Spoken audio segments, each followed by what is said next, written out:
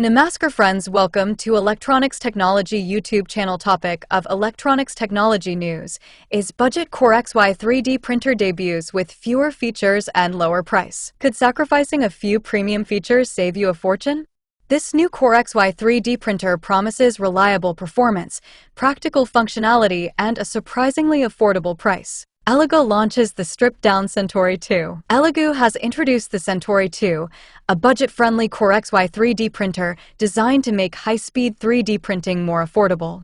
The company has removed the enclosed chamber, integrated camera, lighting, and several enclosure-related sensors while retaining the same CoreXY motion system used in the premium Centauri Carbon 2 model. The most noticeable change is the absence of an enclosed build chamber.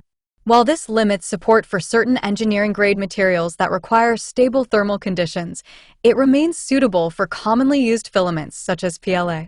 Polylactic acid. As a result, users focused on everyday prototyping, educational projects, and hobby printing can still achieve reliable performance without paying for features they may never use. Other omitted features include the integrated camera, internal lighting, and a number of sensors associated with enclosure monitoring and thermal management.